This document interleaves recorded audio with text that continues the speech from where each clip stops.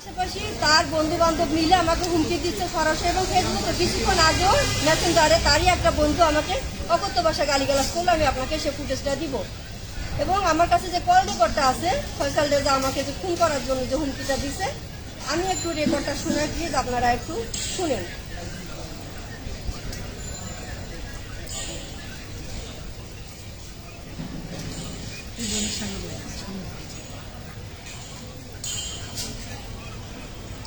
সবাইকে দিয়ে দিন। আচ্ছা আপনি ওটা পরে দিয়ে দিন, সবাইকে শোনাতে হবে না, আপনি বলেন। আমরা পাচ্ছি না তো, আপনি আপনি বলেন, আপনি মুখে বলেন, মুখে বলেন, ওটা আমাদেরকে দিয়ে দিন। এই কল রেকর্ডে কি বলেছে সেটা বলুন। সে কল রেকর্ডে আমার মামাকে বলেছে যে যেহেতু আপনার ভাগ্নি ছাত্র দলের সেন্টারে নালিশ দিয়েছে, তো ছাত্র দলের সেন্টার সে তো কি সে তো জানে না, ও তো বেশ্যা। সে আমাকে এই শব্দটাকে উচ্চারণ করেছে আমার মামার সামনে, সে তো বেশ্যা, সে তো বুঝে না। তো যেহেতু সে আমার ক্যারিয়ার নষ্ট করে দিছে, ধ্বংস করে দিছে, তো তাকে আমি আজকে দিনের ভিতরে যেখানে পাবো রাস্তার উপরে মানে কুপায়ে কেটে ফেলবে, মেরে ফেলবে এবং টুকরো টুকরো করে আমার লাশটা কুকুর দিয়ে খাওয়াবে। সে আমার লাশটা কুকুর দিয়ে খাওয়াতে চেয়েছে, টুকরো টুকরো করে আমাকে মেরে ফেলবে। যেহেতু তার ক্যারিয়ার নাকি ধ্বংস হয়ে গেছে, এই জন্য সে আমাকে দুনিয়ার থেকে সরাই দিবে। আমার একটা প্রশ্ন মানুষের কাছে, সবার কাছে, অ্যাকচুয়ালি আমি রাজনীতি বুঝি না, আমি কখনো রাজনীতি করি না। প্রশ্ন হচ্ছে, রাজনীতি কি কারো পেশা হয়? রাজনীতি কি পেশা? রাজনীতি থেকে কি ইনকাম করার জন্য মানুষ রাজনীতিতে আসে? ফয়সাল রেজা আমার সাথে প্রায় এই 6 মাস হচ্ছে আমার থেকে আলাদা হয়ে গেছে। সে জুলাইয়ের পরের থেকে জুলাই পর্যন্ত সে আমার সাথে থাকছে। 2.5 বছর তাকে আমি সমস্ত খরচ দিয়ে রাখছি, তার তো কোনো ইনকাম নাই। সে একটা পয়সা ইনকাম করে না, সে মানুষের টাকায়। আমি না, আমি বিয়ে করার পরে প্রায় 2 বছর পরে জানতে পারি সে বিভিন্ন বয়স্ক মহিলাদের সঙ্গে 55 বছর, 60 বছর, লাভলি বেগম একটা আছে, 50 বছর আর একটা মহিলা আছে এমিলি, তারপরে রিনা নামে একটা মহিলা আছে। বাংলা কলেজের কতগুলো স্টুডেন্টের সাথে প্রত্যেকের সাথে সে ফিজিক্যালে যাবে এবং বিয়ে করার প্রতিশ্রুতি দিবে, দিয়ে তাদের থেকে টাকা পয়সা নিয়ে তার চলবে। এটা তার বিজনেস। অনলি ওয়ান তার চলা ইনকামের সোর্স হচ্ছে এই টাকাটা, আর কোনো ইনকাম তার নেই। আপনারা খোঁজ নিয়ে দেখতে পারেন সে আসলে ইনকাম করছে কিনা জীবনে কখনো। আর তারই একটা বড় ভাই শাহিন ভাই আছে, শাহিন ভাইয়ের একটা কল রেকর্ড আমি আপনাদেরকে দিব, 2টা রেকর্ড দিব। সেখানে সে অভিযোগ করেছে যে আমি আওয়ামী ফ্যামিলির মেয়ে বা আওয়ামী লীগ করি, আওয়ামী লীগের লোকজন দিয়ে তাকে ফাঁসাইছে। আদল সত্যি না, প্রত্যেকটা কথা মিথ্যা। এবং এখানে ফয়সাল রেজা সহ শাহিন ভাইয়ের ভিতরে যে কথা হয়েছে সেই কথাটা তারই বড় ভাই শাহিন ভাই আমাকে সেই রেকর্ডটা দিয়েছে। 2টা ফোন রেকর্ড, সে তার সাথে কথা বলে রেকর্ডটা সে আমাকে ফরওয়ার্ড করছে। আমি আপনাদেরকে সেটা প্রমাণস্বরূপ দিলে, ফয়সাল রেজার সমস্ত অভিযোগ এখানে আছে। সে যে আমাকে ব্যবসায়ী বলছে, আসলে তো আমি তো না। আপনারা এই রেকর্ড 2টা নিয়ে প্লিজ একটু প্রচার করে দিন। আর আমাকে যে খুন করার হুমকি বারবার করে দিচ্ছে, অলরেডি আমি চাকরি করতে পারতেছি না, আমার চাকরি তো শেষ, আমি এখন চলবো কি দিয়ে? আমার তো চলার কিছু নাই। তো একটা মানুষ কতটা নিকৃষ্ট নির্মম হলে এতটা মিথ্যা কথা সে বলতে পারে? একটা মেয়ে মানুষের নামে, একটা মেয়ের নামে কিভাবে বলতে পারে? যে মানুষটা তার দুঃসময় তার পাশে ছিল। শুধু সে তো একা না, তার মা, তার ভাই, তার বোন, পুরো ফ্যামিলি এখানে ইনভলভ। প্রত্যেকটা মানুষ আমার সাথে এখানে চালাকি করেছে। সে বলতেছে সে ফয়সাল রেজা আর মাসুদ রানা প্রামাণিক নামে বাংলা কলেজের আরেকজন সদস্য তার কমিটির, সে অভিযোগ করেছে যে আমি বিএনপির নামে বদনাম করেছি, সেদিন ছাত্র দলের সেন্টারের নামে বদনাম করেছি, ছাত্র দলের নামে বদনাম করেছি। আসলে কি আমি কারো নাম সেদিন নিয়েছি? নেইনি। আমি একটা কথা বলেছি শুধু, যে ফয়সাল রেজা আমাকে জীবন নাশের হুমকি দিচ্ছে। একটাই কমপ্লেন আমার A to Z ছিল। আমি সেখানে বলেছি, আমি যখন ছাত্র দলের সেন্টার সভাপতি রাকিব ভাইয়ের কাছে নালিশ দিয়েছি, রাকিব ভাই তো আমার ব্রিফ শেষ করার আগে সে স্টেপ নিয়ে নিছে, তাকে বহিষ্কার করছে দল থেকে। বা আমি যাদের বিএনপি সিনিয়রদের সঙ্গে আমি যখন কথা বলেছি, Ruhul Kabir Rizvi sir, doctor Zahid sir, তারা সাথে সাথে আমাকে আশ্বস্ত করেছে যে বাবা আমরা এটা দেখতেছি, তুমি ওয়ারিড হয়ে না।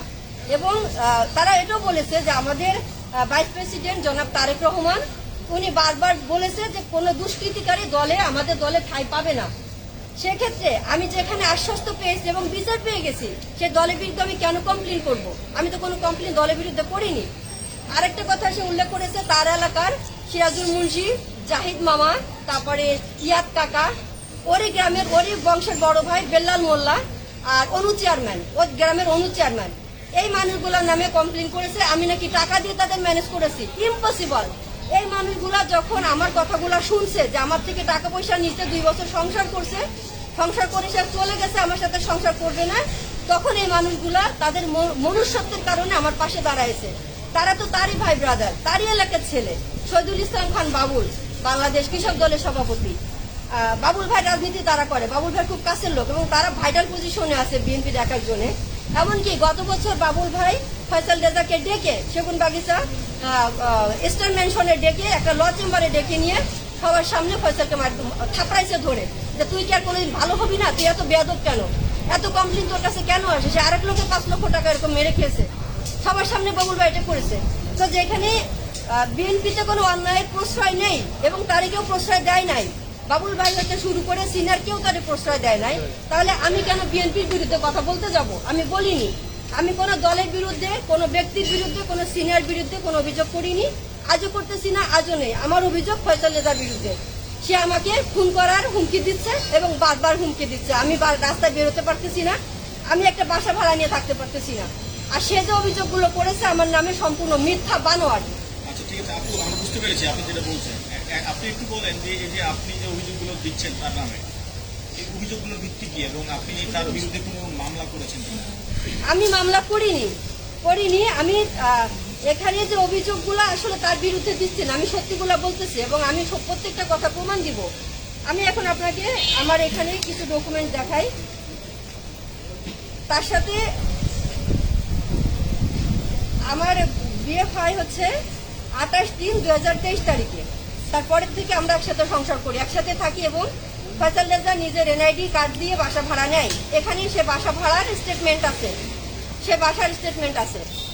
আচ্ছা, তারপরে কি কারণে আমি জানি না, সে যখন চলে যাবে আমার থেকে, সে ডিসাইডেড অলরেডি, তখন সে আমাকে আমার অজান্তে সে ডিভোর্স দেয়।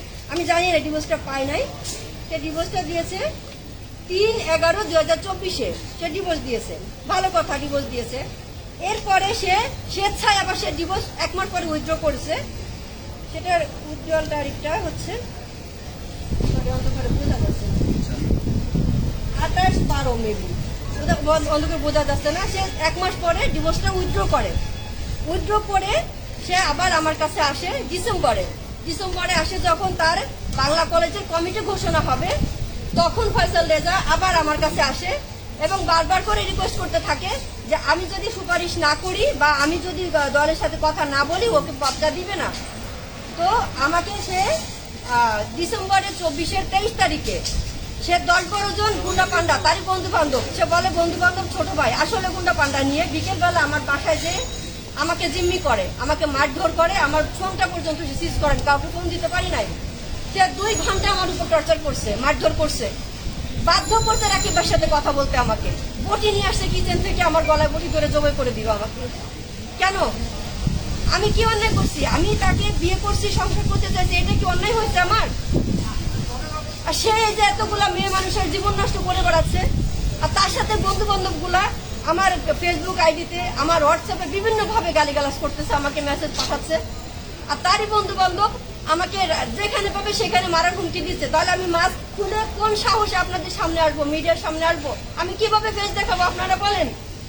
যেখানে আমার জীবনের নিশ্চয়তা নেই, সে আমার ফেস দেখাতে কেন বলতেছে? আমি তো চোর না যে আমি ফেস দেখাতে পারবো না, ডেফিনেটলি পারবো। তাহলে আমার জীবনের নিরাপত্তাটা কে দিবে? আপনি কি চাচ্ছেন? আপনার কাছে একটা বিষয় জানতে চাইবো, সেটি হচ্ছে যে তিনি যেমনটি দাবি করছিলেন তাকে আপনি জোরপূর্বক বিয়ে করেছিলেন এবং জোরপূর্বক আপনি তাকে কক্সবাজার ঘুরতে নিয়ে গেছিলেন, এই বিষয়ে আপনি এটা তো সম্পূর্ণ মিথ্যে কথা। আপনারাই বুঝেন একটা মেয়ে কিভাবে একটা পুরুষ মানুষকে জোর করে কক্সবাজার নিয়ে যায়, একটা পুরুষকে কিভাবে জোর করে বিয়ে করে? কেউ পারবে? কারো সাহস আছে আপনাকে টেনে এনে এখানে বিয়ে করে নিবে আপনি যদি কিছু না করেন? এটা কিভাবে সম্ভব? আপনি আইনি পদক্ষেপ নেবেন, মামলা করবেন? এখন সে যেহেতু গতকালকে বলেছে সে মানহানি মামলা করবে, তো আমার কাছে অথেন্টিক এভিডেন্স আছে, সে মানহানি মামলা করলে আমি ডেফিনেটলি কাউন্টার দিব। আপনি পাঙ্গাসের কথা বললেন না, পাঙ্গাসের এখন আপনি এটা নিয়ে প্রক্রিয়া যাচ্ছেন কিনা? এবং আমরা শুনেছি আপনি নিজে বলেছেন যে আপনাকে গুন্ডা পান্ডাতে মারধর করিয়েছে। হ্যাঁ, আমার বাসায়। নিয়ে আপনি মেডিকেল স্টেটমেন্ট নিয়ে আপনি মামলায় গেছেন কিনা? এখন না, আমি তখন মেডিকেল স্টেটমেন্ট নিতে পারিনি, কারণ সেদিনের থেকে টানা 2 সপ্তাহ আমার ফোনটা তার কাছে ছিল, ফোনটা আমি ইউজ করতে পারিনি, ফোনটা নিছে এবং সে আমার বাসা থেকে বের হয়নি, আমাকে বাসা থেকে টোটালি সে বের হতে দেয় নাই। আমি মামলা করতে পারি না। আমি মেডিকেলে, যদি আমার গায়ে জখম না থাকে আমি মেডিকেলে কিভাবে যাব? যখন আমার গায়ে দাগগুলো মিশে গেছে, এখানে হালকা একটু দাগ আছে, এটা দেখতে পারেন আপনারা, হালকা কাটা দাগটা আছে। তখন সে আমার বাসা থেকে বের হয় এবং ওর মা আমাকে বারবার ফোনে আশ্বস্ত করে যে বাবা আমি আসতেছি তোমার শ্বশুরকে নিয়ে, আমি নিচে থেকে বাসা নিয়ে দিব, তুমি ওই বাসাটা ছেড়ে দাও, আমি বাসা নিয়ে দিব মিরপুরে। ফয়সাল রেজা বলছে মিরপুরে বাসা নিবে, তোমরা একসাথে সংসার করো, আমরা তোমাকে স্বীকৃতি দিচ্ছি। এই কথা বলে সে 3 মাস পরে ঢাকায় আসছে। তখন এই যে একজন কর্নেল সাহেবের, সে একটা স্টেটমেন্ট ওখানে দেখাইছে, উনি একটা সাক্ষাৎকার দিয়েছেন। কর্নেল সাহেবকে মূলত আমি এখানে ইনভলভ করিয়েছি। যখন আমি কোথাও বিচার পাচ্ছি না, কর্নেলের সাথে আমার কোনোভাবে, কর্নেল ফয়সাল সাহেব, উনি কি বর্তমানে দায়িত্বরত? উনি দায়িত্বরত, উনি মিরপুর ক্যান্টনমেন্টে তখন ছিলেন, এখন উনি চিটাগাং পোস্টিং হয়েছেন গত 1-2 মাস আগে। তো উনি যেহেতু একজন কর্নেল, ওনাকে আমি ডেফিনেটলি শ্রদ্ধা করি, সম্মান করি এবং ওনার প্রতি সম্মান রেখেই আমি বলতেছি। ওনার বাসায় মিটিং হলো, প্রথম মিটিং যেদিন হলো, তো ওই 10 লক্ষ টাকা বেশি ফয়সাল আমাকে দিতে রাজি না। সে তো আমার থেকে টাকা নিছে, অনেক টাকা, ব্যবসা পারপাস নিছে। তাকে আমি প্রায় 2.5 বছরের বেশি, একটা পুরুষ মানুষের সমস্ত খরচ আমি বের করছি, বাসা ভাড়া, থাকা, খাওয়া, তার পকেট খরচ, তার শপিং, তার ট্রিটমেন্ট, সবই তো আমার উপরে। তারপরে সে ক্যাশ টাকা নিয়েছে, সে আমার গোল্ড চুরি করেছে, সে টাকা, আমার কোম্পানি টাকা চুরি করেছে, যেহেতু আমি রিয়েল এস্টেট জব করি, আমার ঘরে কোম্পানি টাকা ছিল 5 লক্ষ টাকা, সেটা কল রেকর্ড দিব আমি আপনাদেরকে। ভোর রাতে পালাইছে এগুলা নিয়ে। আমি সবকিছু মিলে যখন কর্নেল সাহেবকে বিচার দিলাম, সে ওই দিন যে বললো, এবং সে যে নিচে টাকা, প্রত্যেকটা কল রেকর্ডে প্রমাণ আছে, সে যে টাকা নিছে আমার থেকে।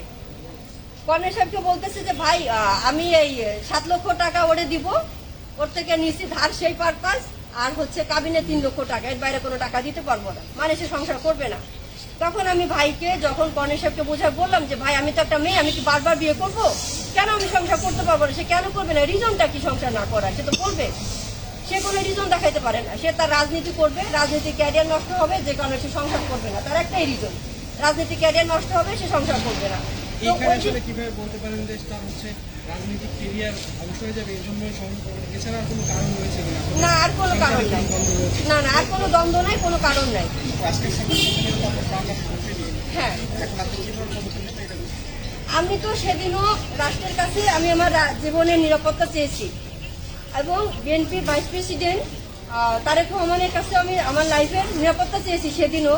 আমি আজকেও রাষ্ট্রের কাছে আমি আমার জীবনের নিরাপত্তা চাইছি। আইনি কোনো পদক্ষেপ নেবেন কিনা? আমি ডেফিনেটলি নিব, কারণ এখন আমি নিতে বাধ্য, না হলে তো আমি, সে অন্যায় করে সমস্ত ডকুমেন্টস, কল রেকর্ডগুলি আমার কাছে আছে, তারপরে সে মিথ্যা অপবাদ আমাকে দিয়েই যাচ্ছে এবং আমাকে সে মারধর করা, মেরে ফেলবে সরাসরি। এটাও বলছে যে আমাকে মেরে সে ড্রেনের ভিতর লাশ লুকায় ফেলবে, আমার লাশ কেউ খুঁজে পাবে না। এটা ফয়সাল রেজা নিজের মুখে বলছে, প্রত্যেকটা কথা ডকুমেন্টস আছে। আমি থানায় জিডি করেছি, পল্টন থানায় আমার জিডি করা আছে, আমি জিডি কপি ওখানে নিয়ে এসেছি, জিডি করা আছে এবং আমি এর এগেইনস্টে মামলা করবো। আমাকে এখন বাঁচতে হবে। আপু, আপনার বিরুদ্ধে অভিযোগ হচ্ছে আপনি এর আগেও অন্যান্য পুরুষের সাথে আপনার বিবাহ হয়েছে, দুই পুরুষের সাথে, এবং আপনার 2টি মেয়ে আছে, একটা মেয়ের হচ্ছে বিবাহ হয়েছে এবং একটা মেয়ে ইন্টারের পরে, এরকম অভিযোগ ফয়সাল সাহেব তিনি করেছেন। দেখেন, ফয়সালের অভিযোগ তো সীমা নেই। একজন প্রতারক ভণ্ড যখন অভিযোগ করে, সে মিথ্যা বলতে তো দ্বিধা করে না। আমি তো আপনাকে প্রত্যেকটা কথা প্রমাণ দিচ্ছি, তাই না? সে যে কাবিননামাটা দেখাচ্ছে, সে যে ছবিগুলো দেখাচ্ছে, আমি তো কাবিননামাটা চ্যালেঞ্জ করতে চাচ্ছি। আমি ওই কাবিননামাটা চ্যালেঞ্জ করতে চাচ্ছি যে আসলে ওটা সত্যি নাকি ভুয়া। সে যে কাবিননামাটা আপনাদের দেখাইছে, ওটা তো ডকুমেন্ট আছে না? ওটা আমি দেখতে চাচ্ছি। আপনাদের যখন বিয়ে হয়েছে তখন কি পারিবারিক ভাবে হয়েছে নাকি আপনারা নিজেরাই? এটা আমাদের পারিবারিক ভাবে, বলে শেষ করবেন। পারিবারিক ভাবে বলতে ফয়সালের এলাকার লোকজন ছিল, যাদের এখানে তাদের সাইন আছে, সাক্ষী ছিল, সেগুলি আছে। আর আমার ছোট কাকা ছিল, আমার মামা ছিল, আমার চাচাতো ভাই বোন তারা ছিল। বিষয়টা এরকম। ঠিক আছে, থ্যাংক ইউ।